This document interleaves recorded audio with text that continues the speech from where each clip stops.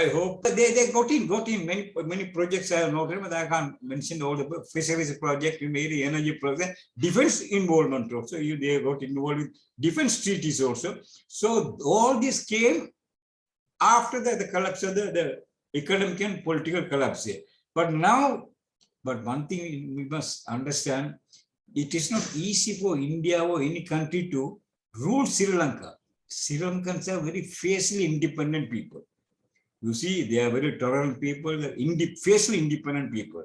So I'm not talking about the LTT government, Sinhalese as a whole also. Even other Muslims fully supported Sinhalese. Although the Rajapaksa government waged a war against the Muslims are fully with Sinhalese in protecting the country. So this is not easy for them. But they all got in now. This over the years today, India is here, America is here, Europe is here, Israelis are here, China is here with their own agenda. So this has become a once an independent, fiercely independent country has become a playground. As a result, we are also losing to a great extent. I mean, not losing our freedom and our sovereignty is eroding because we have to accommodate everybody. We took loan from China, so we have to listen to them. We took loan from India, we are listening to them here. So it's a very critical situation here. Now, see, Sri Lanka, there was no need for us to get loans to build projects absolutely of no use to the country, but which we did. And the allegation is that the politicians made money out of it. But where are we now? Because of them, because of racist politics. Now, countries passing through very difficult situation, and also, as I told you, this has become playground. So we don't know where, and the government also, instead of that talking to the people and trying to ease the difficulties of the people, they are implementing this PTA and the oppressive measures they are taking, which is detrimental to the country. What I feel here. So the best thing for the government, of course, they made a mistake. Talk to them.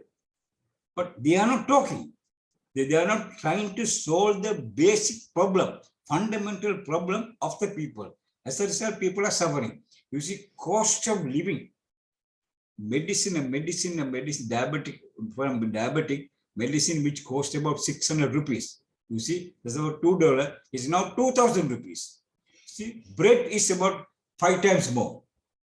So what about the income? Income remains the same. So as a result, it's a country like a volcano about to erupt. It erupted once in Araguaia. So unless and otherwise the government now see in the midst of all these things, appointing 30 state ministers, I don't think that is of use to us, the country. And that means they are not going the right track. These are the time that you see every penny should be used to alleviate the problems of the people, which they are not doing. So as a result, nobody knows where we are heading towards. That is, that's all I can sum up the situation now. Yeah.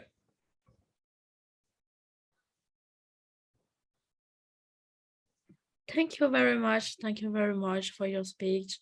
Indeed, Sri Lanka finally been the popular political floor for different country agenda like China, India, and so forth. It became now difficult to sort it out. Can you speak a little louder, please? Oh, okay. Can you hear me? Now it's okay. Oh, okay. Sorry. So I was saying now we can move on to the next speaker. We can have now Dr. Yousuf Marikkar. Thank you very much. You have the floor.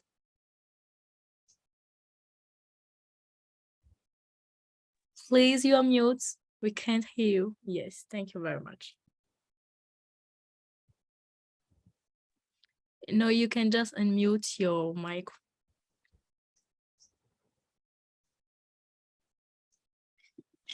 Right. Yes. It's okay now. Right. The heading is Indian Debt to Sri Lanka. Its implication on Sri Lankan citizens. I would like to talk about the enticement of Indian loans, its implication, impact, and intricacy on Sri Lankan citizens on the following headings. These are the introductions. First of all, how much loans granted and aid and grants given by India, the methodology of granting such loans, terms and conditions, why did India grant these funds and their Zionist objectives? Finally, what price citizens of Sri Lanka have to bear? The implication of the Indian debts on Sri Lanka citizens based on micro paradigms such as civil, political, social, economic, and cultural basis. We should clearly demarcate the difference between loans. It must be repaid with specific interest within a specified period. Aids, which are bilateral, multilateral, voluntary, military, humanitarian, tied, and project oriented. Of course, not to repay, but the bonds will exist. Then grants. Grants are given to particular projects. Current total foreign currency debt of Sri Lanka is about $56 billion, consisting of 12.3 billion from private creditors, 9 billion from multilateral creditors, $5 billion from Republic of China, $3.5 billion from Japan, $5.6 billion from bilateral creditors, and $3.8 billion from India. In spite of earlier classification, Sri Lanka was a low middle income country, temporarily being classified as low income country, which means cannot claim other benefits from the G20 countries or Paris Club, and may cause the hindrance in restructuring loans in the days ahead. Meanwhile, Indian debts will have some impacts on relationship with the debts of China, Japan, South Korea, etc. India has granted credit lines approximately 3.8 million up to now to procure fuel, food supplies, and donated some emergency foods and also investments in various forms. $400 million currency swap, of course, we know what is giving Sri Lankan currency and getting US dollars in turn. Likewise, 500 million imports of fuel, $1.8 billion for the past 10 years for 8 lines: railway, infrastructure, defense, renewable energy, petroleum, and fertilizer, including substandard and nanotech fertilizer. 8 given for 1 million for medicines, 15,000 liters of kerosene, and $55 million worth of fertilizer. Also, Tamil Nadu government has donated $16 million worth of emergency food supplies. Important tool is for Sri Lanka is foreign debt sustainability is reduced by 5.6%. India not only currently exploiting the sovereignty of Sri Lankan people, but also from the prehistorical era on civil, political, social, economic, and cultural backgrounds. Here, the main concern of Indian financial assistance are geopolitics based on Chinese Silk Route project and their substantial investment in Sri Lanka. Also, currently India is forcing the implementation of the 13th Amendment, which includes merger of North and East against the will of Sri Lankan citizens. Forcing to conduct unviable provincial council elections soon as possible. On the 4th of June 1987, Sri Lankan Navy gunships rebuffed the attempt at Indian food supplies shipment to northern province. India forcibly parachuted emergency goods into Jaffna Peninsula. It was a naked violation of Sri Lankan sovereignty and independence by India. Sri Lanka was forced to accept Indian financial assistance due to incapable and inadvertent rule of Sri Lanka Podujana Peramuna, the SLPP party, and the COVID pandemic. These were rather financial assistance, and we may call it contention of terrorism and ethnic conflicts. The background I would like to explain: due to Chinese economic involvements in various forms or in various stages after the eradication of ethnic conflict, India also reluctantly forced to provide financial assistance more and more from 2010 till now. Fortunately, now India considers to suspend such loans. Main concerns were geopolitics and the locational importance of Sri Lanka. Sri Lanka was forced to accept Indian financial assistance due to mismanagement of Sri Lankan economy by the politicians in the past. The problems I like to explain, we analyze the exploitation of sovereignty of Sri Lankan people by Indian debts one by one. So because of the time constraint, I like to go very briefly. On the September 30th, 2021, East International Terminal was terminal of Sri Lanka port was awarded to India. The 51% to Gautam Adani Group, and 34% John Keel's Holdings, and 15% to the Sri Lanka Ports Authority for 35 years. It is for build, operate, and transfer. All are without biddings to no transparency and on the recommendations of the top tier power holders and related geopolitics. Concern on Trinco oil tanks, of course, there were 99 oil tanks were originally built by UK during the World War. And now 61 oil tanks awarded to Ceylon Petroleum Corporation for 50 years, while on joint venture basis, 51% of Ceylon Petroleum Corporation and to Indian Oil Company, 49% with the recommendation of Ceylon Asset Management Committee of Investments. Simultaneously, another 16 oil tanks were awarded to Lanka India Oil Company for 50 years. All agreements were without proper procurement process.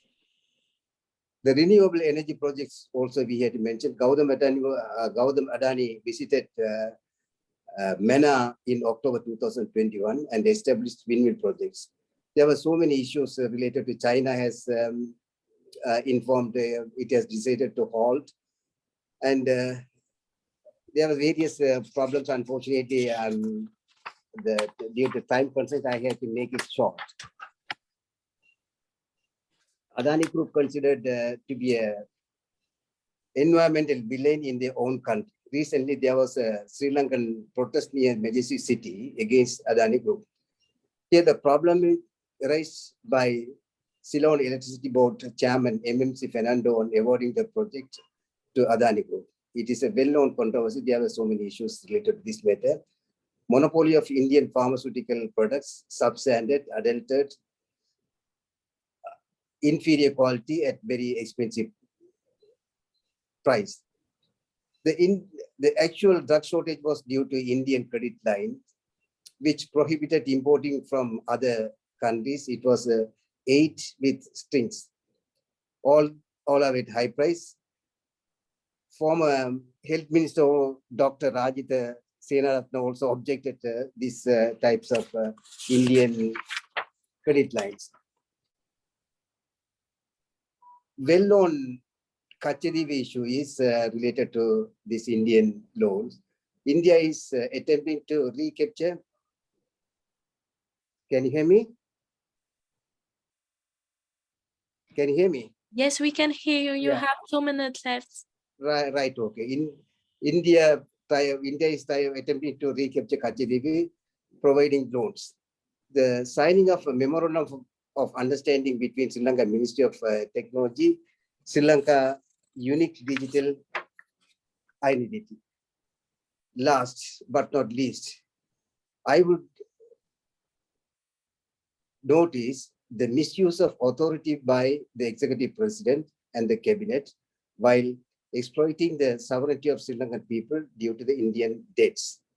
Thank you. I made it short. Thank you very much. Thank you very much. So it was really interesting. Thank you for your intervention. The condition, the how, the why, and the what, according to the engine named on Sri Lankan citizens out to understand much more about the current trap situation. So without further information, we will just directly give the floor to Miss Amma. Please, you have the floor. Thank you. Okay. Can I please share my PowerPoint presentation? Yes. Yeah, It yeah. has been disabled. Yeah. Hold on, I will do that.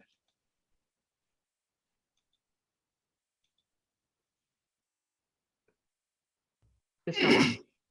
You can share it now.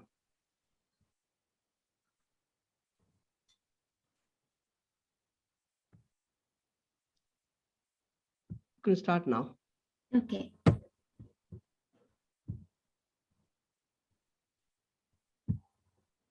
So, right. Can you hear me properly? Yes, Little of course. loud. Yes, yes. Perfect, we can hear you. Okay. Today's topic is the Indian debt trap, and we are focusing on the Sri Lankan context in this regard. So Sri Lanka has a long history, like Sri Lanka has been struggling with so many Western debt burdens, and Sri Lanka has undergone like 16 economic stabilization programs by now. And yet these cultural structural adjustments, it seems like, have not worked properly, since currently Sri Lanka has reached its culmination of its dire economic strait. Since independence, the trade deficit has been a consistent feature in the Sri Lankan economy, and the foreign exchange inflow to the country has been declined due to the impact of Easter Sunday attack, and this status has been aggravated by the global pandemic situation plus the Ukrainian war as well. So the Sri Lankan governments from the independence, it's correct to say from the independence, many governments time to time have been striving to get out of these debt burdens, and many approaches have been like recourse by then and now all the governments which have been in force up to today. Now let's have a look at the methods of overcoming the economic difficulties to which the governments of Sri Lanka have recourse to. Like there are some import restrictions. We all know that there are fertilizer ban that has been imposed earlier. There are restrictions on forward contracts of foreign exchange. Sri Lankan Central Bank has directed the licensed commercial banks to refrain from entering into future contracts for a certain time period. There are like government has looked forward to enhance remittance inflow. Then there are propagandas towards boosting investors' confidence, and up to Rajapaksa's regime, it seems like Sri Lanka has been not willing to say yes to the International Monetary Fund bailout. And a significant approach out of these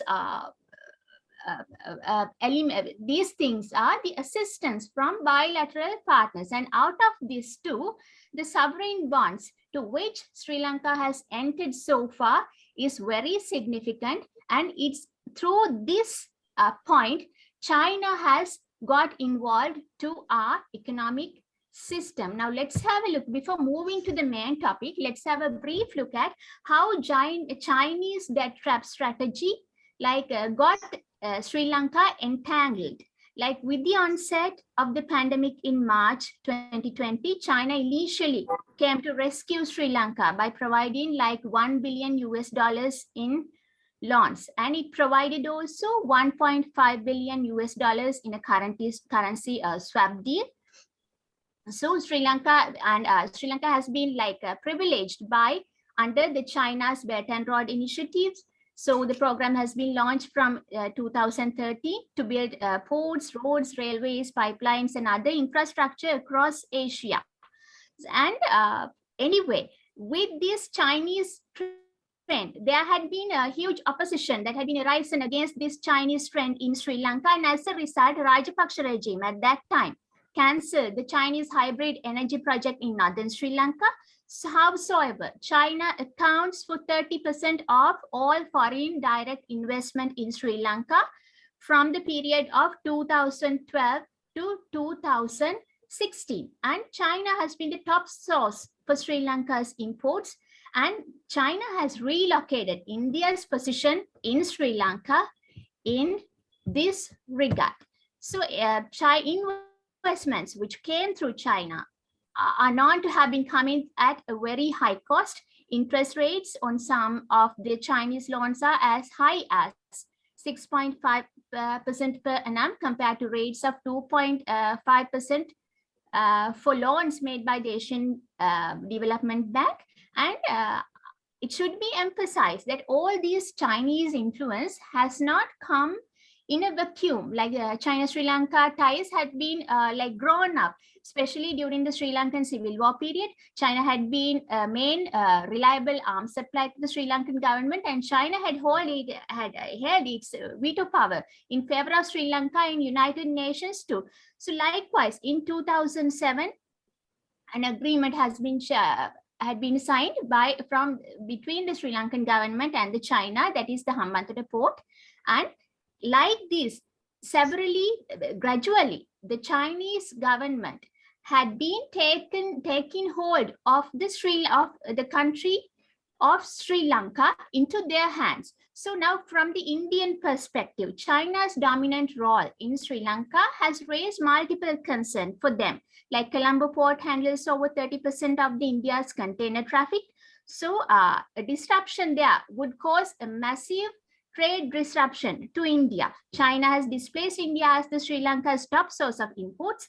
Now we all are aware China Hambantota port is on lease, and this could have military uses. The current Sri Lankan government has prohibited the military use of the port, but there is a propensity for the China-friendly government comes to use this port as a military port also. So India is well known of this situation, and they're trying to surpass this China in its enthusiasm to provide financial help to Sri Lanka, which is running dangerously low on foreign reserves to service its debts. So anyway, since Sri Lanka has reached its culmination of its economic crisis, I think India has, it's correct to say India has just imposed on this situation. So India this has afforded India an opportunity to dissuade Sri Lanka away from this Chinese influence. Now let's have a look at how the Indian invasion of the Sri Lankan debts have taken place. Now China's reluctance to restructure the Sri Lankan loans and the response from the Sinhalese Buddhist leaders to it came as a massive approach to force the Rajapaksa regime to mend ties with India. So in August 2021, Sri Lanka appointed a new High Commissioner to New Delhi, and along with this, Sri Lanka tried to grow its religious links as well. And the government announced this strategy as integrated country strategy. So following this new trend, Sri Lanka had been given a package worth $2.4 billion in preferential loans and lines of credits. So India also needs to push Sri Lanka to improve its ties with the US, because India holds a pro-US stance, and due to Sri Lanka's pro-China stance, we all are aware that the Sri Lankan government refused the Millennium Challenge Corporation Grant. And however, having made a default on its external borrowings, now Sri Lanka has no recourse rather than no option Sri Lanka is having rather than recoursing to IMF and India. And it's out of this point India has taken imposition on. So now under Narendra Modi's regime, India has adopted its neighborhood first policy. It's when Sri Lanka is in this dire economic strait, it's India who took the first hand to offer themselves to help Sri Lanka. India has provided over 3.8 billion as humanitarian assistance in the form of medicine, fuel, fertilizer, and other things. So Gopal Bagli, the India's High Commissioner, has stated once, the idea is to respond to Sri Lanka's request to enable them to meet their foreign exchange crisis. And India would like to continue bring more investment into Sri Lanka, because that will help to create the country a more good one. So in 2021, the Adani Group has signed $700 million deal with the state-run Sri Lanka Ports Authority.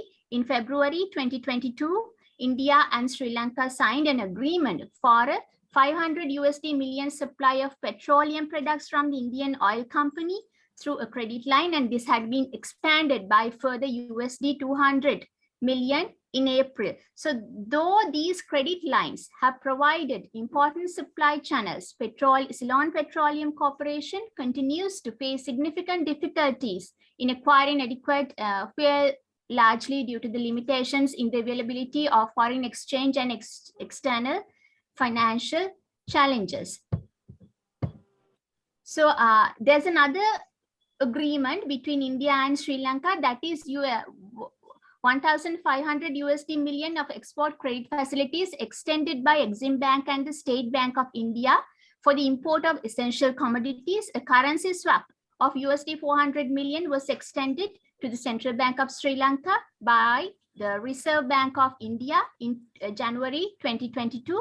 Also, $1 billion credit facility agreement was signed between the government of Sri Lanka and the State Bank of India in March 17, 2022 for the supply of food items, medicine, fuel, and industrial raw materials. So, however, the overall economic assistance provided to Sri Lanka by the government of India this year, that means in 2022, is around at like $3.5 billion. Now, it's very clear that as well as this economic backup, Sri Lanka is in need of the diplomatic support too, due to the Sri Lanka's like strategic location in the Indian Ocean. India is like willing to navigate the ongoing economic crisis in Sri Lanka, and this gives India a strategic opportunity too to pull Sri Lanka out of this Beijing debt trap. And India has always been willing to take Sri Lanka closer to US, to which its interests remain aligned with the Indo-Pacific region. And this would also allow India to retain its influence in their future considerations with regard to Sri Lanka and in the Asian Pacific region also. And especially India has emerged as a very close neighbor under Narendra Modi's neighborhood.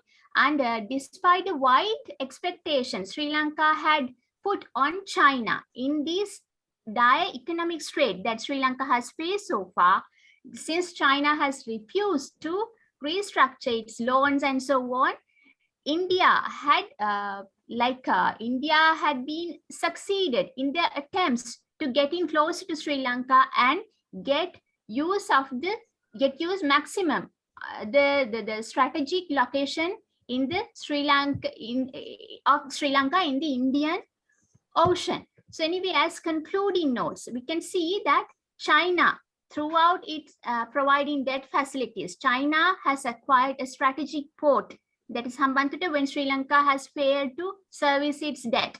India won a small but a significant victory when it seized away a power project earlier granted to China. But anyway, India is also trying to outdo China in great alacrity to provide financial help to Sri Lanka, which is running dangerously low due to its foreign reduction of the foreign reserves. So anyway, we can see Sri Lankan government also very actively complying with Indian suggestions that India is offering towards building up the Sri Lankan economy. For example, the electricity amendment bill this was enacted on the 17th May 2022.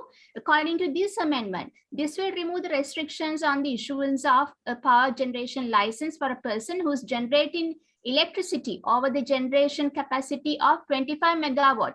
And this will allow anyone to apply for it without any restriction on the generation capacity. So now we see, apart from getting into Chinese trap, now Sri Lanka is gradually getting into these Indian trap too. So anyway, for so far, there had been many criticisms against China, that China had been lending Sri Lanka and they are trying to entangle Sri Lanka into their debt trap strategy. So anyway, as of 2021, and overwhelming 81% of Sri Lanka's foreign debt was owned by US and European financial institutions, as well as Western allies, Japan and India. But the thing is, China offering sovereign bonds with high interest rates have got Sri Lanka entangled into their debt strategy. And now India also carrying on the same strategy. They are just trying to, it seems like they're just trying to get Sri Lanka entangled into their debt strategy and get the maximum use of the Sri Lanka's geostrategic location in the Indian Ocean. That's the end of my presentation. Thank you very much. Can I make some few remarks, please? Thank you Yeah. very much. Yes, of course.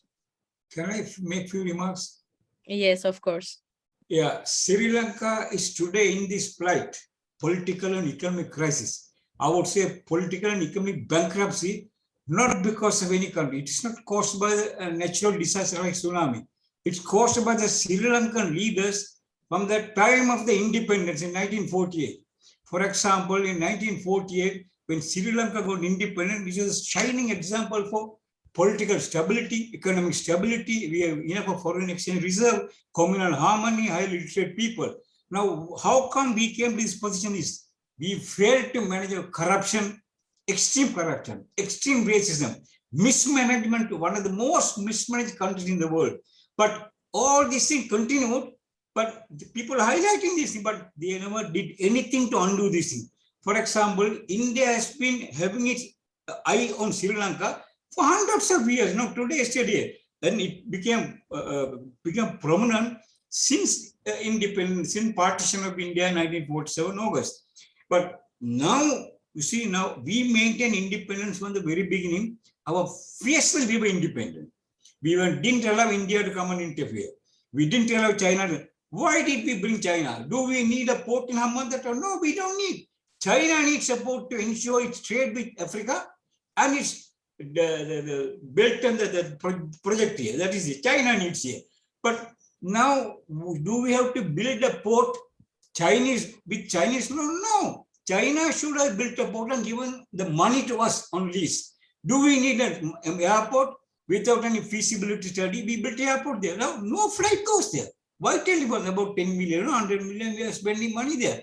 And what about the conference hall? What about all the other facilities? We don't need. Do we need this? The tower there, what is some Lotus Tower? You know, we failed to mismanage the economy with the money that we had. You see, for example, Prime Minister Vikram Singh said recently that Galloya project, one of the most important irrigation projects in Sri Lanka, was built with local money. We never wanted money. And for example, China is very keen to sort of give loan because Chinese loans. One lady, Proctor, told in an interview, involves commission. And we don't need these projects here. Without these projects, we could have lived here. And India also now, because we got into deep trouble. As I told you, this is a man-made crisis. Today's political crisis and economic crisis, man-made crisis here. Deliberately, they knew what is going on. The politicians were backed by corrupt officials. But even they did, if you have to go by allegation, you can see for the last 30-40 days, but I think allegation, and then one government speak about the other government, but they never did to undo this allegation. Indian interference has been there from the beginning. Now, we managed to keep all out. Why did we bring in here? Because of war. War came because of racist politics. Then we spend the money, billions and billions of money on spending the war, killing our own people. Our other countries, they develop, see for example, Vietnam, a basket case. Where are they today? We see, for example, Bangladesh, 22 years to 71.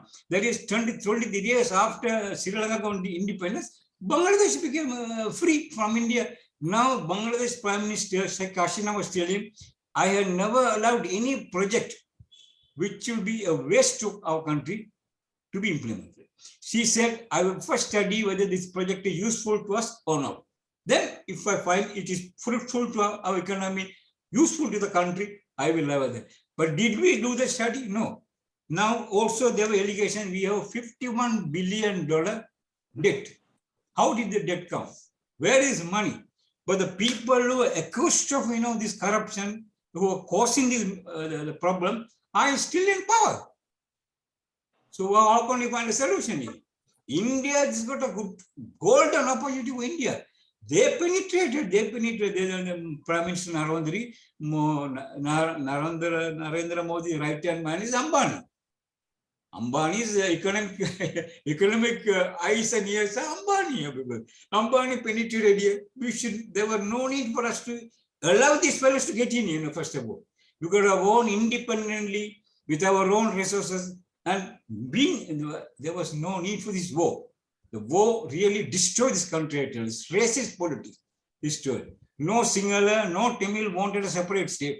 And when in 1948, they all wanted to live in peace. It is the racist politics, racist constitution made them to turn this country into a graveyard.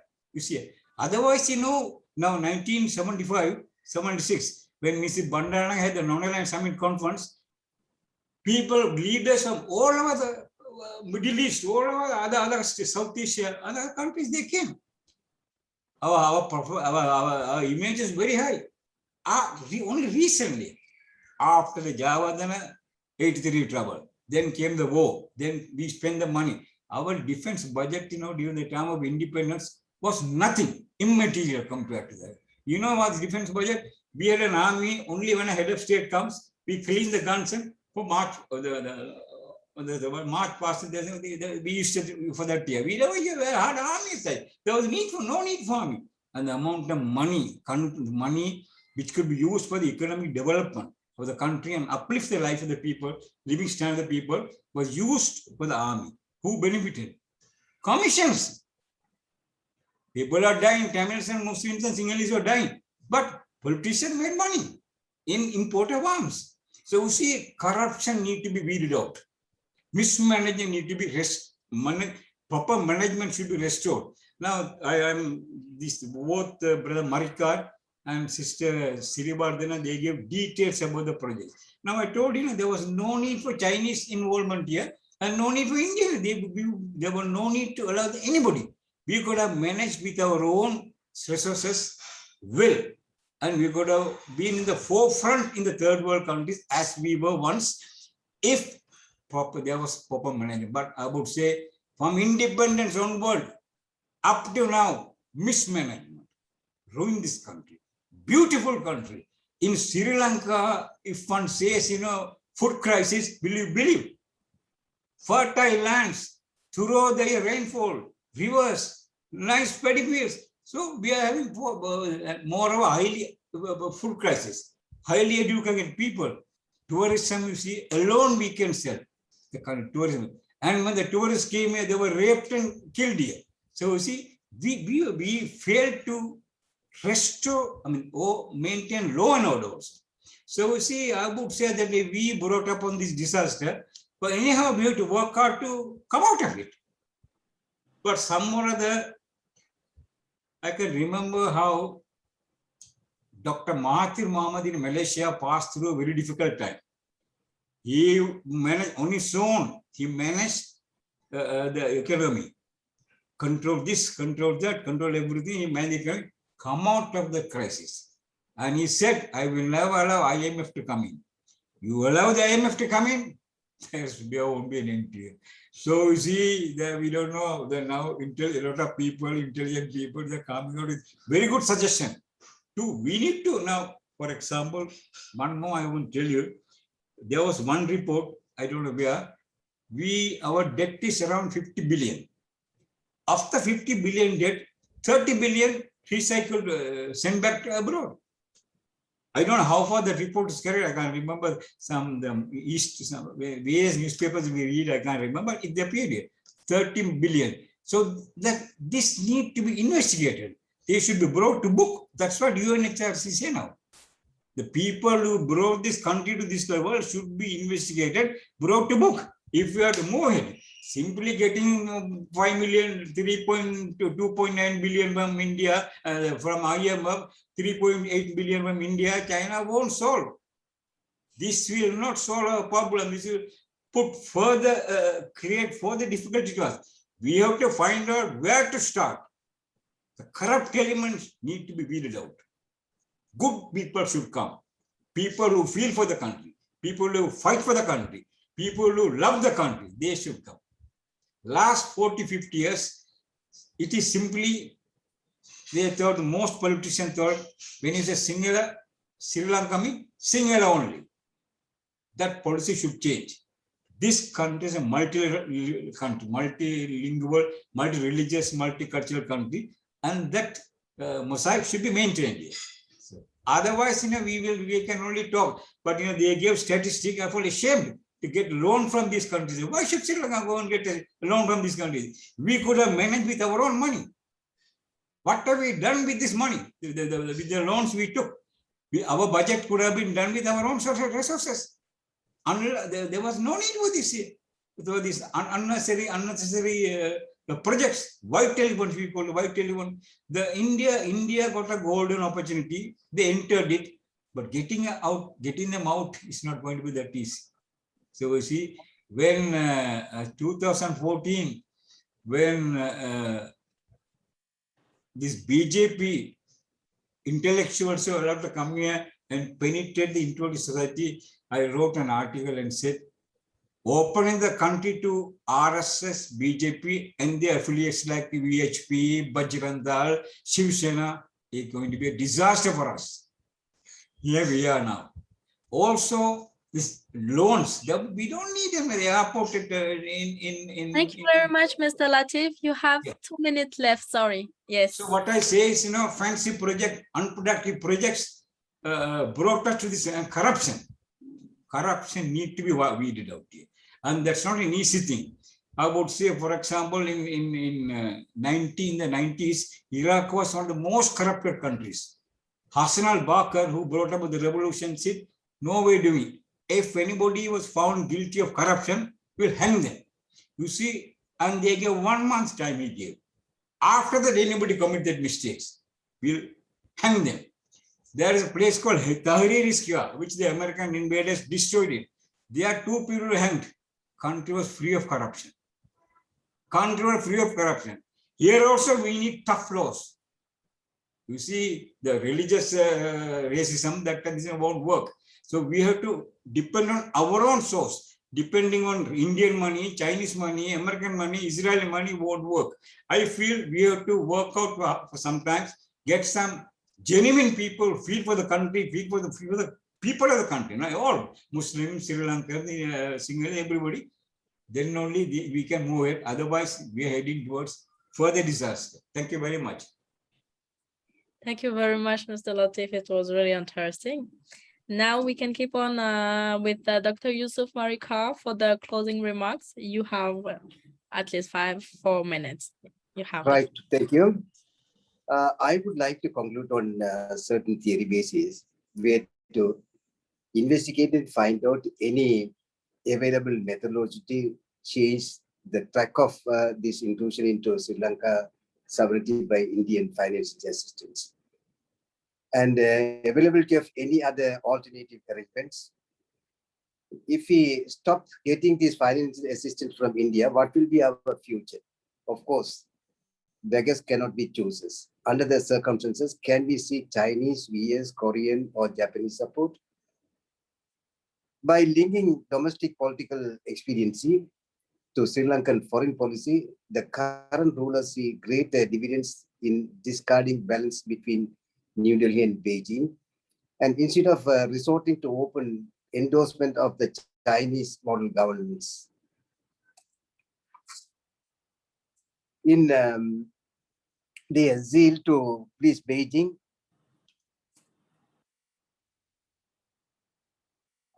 can you hear me? Yes. Can you hear me? Yes. Yeah, right.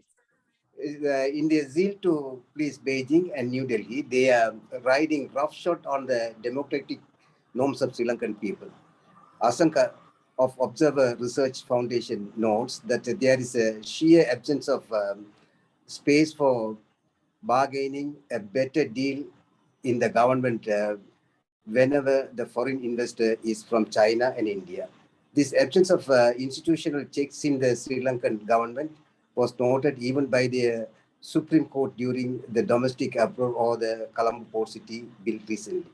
According to the top Sri Lankan court, certain provisions of the bill required a passing two-thirds majority in the parliament and through a national referendum.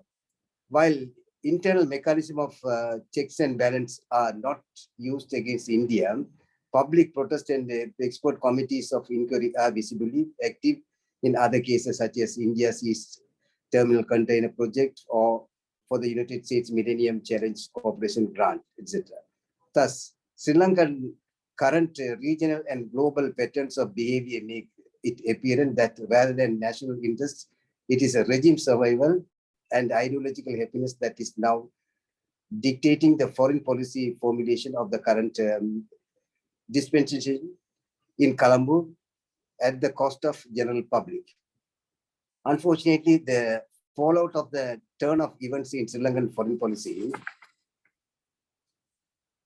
setup is that the time-tested friendship with India is now under strain, and Sri Lanka's own interest is safeguarding the people's sovereignty lies completely neglected.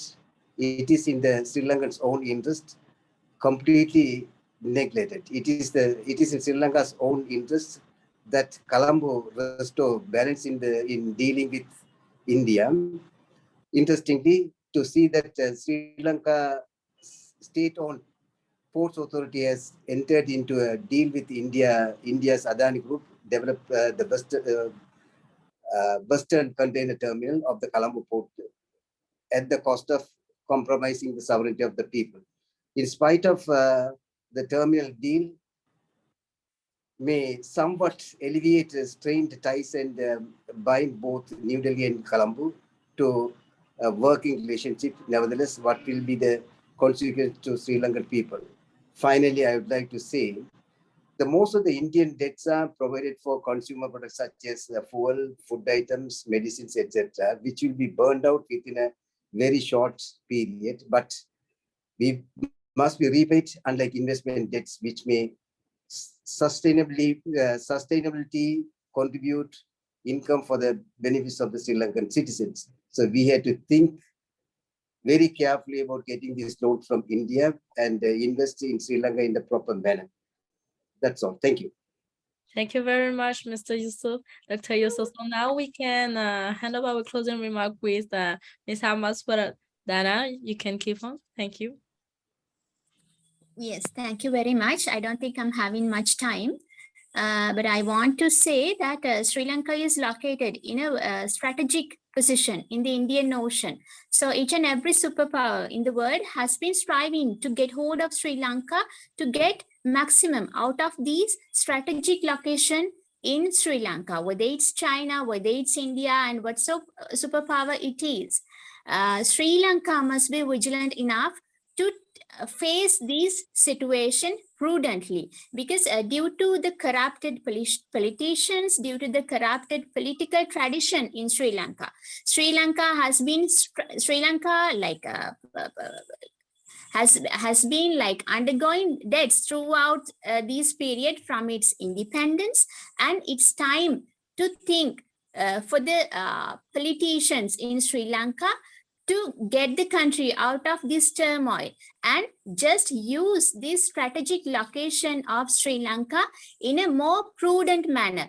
Whether it's China, especially now we say now we have got entangled ourselves in this Indian debt trap rather than this Chinese debt trap. Whatever debt trap it is, whatever the assistance we are getting, we have to use all these opportunities prudently, using this strategic location in the Indian Ocean and leading our country to use maximum out of its special location in the Indian Ocean. Thank you very much, and thanks for having me today. Thank you very much. Thank you very much. Thank you very much for such an informative webinar, which was particularly focused on bilateral connection between Sri Lanka and India. Sri Lanka has finally become a popular political ground for other countries' agendas, such as India's. So it was really enriched to listen to all of you. Thank you very much, and it was an honor for everyone. And we wish you a very good day. Thank you.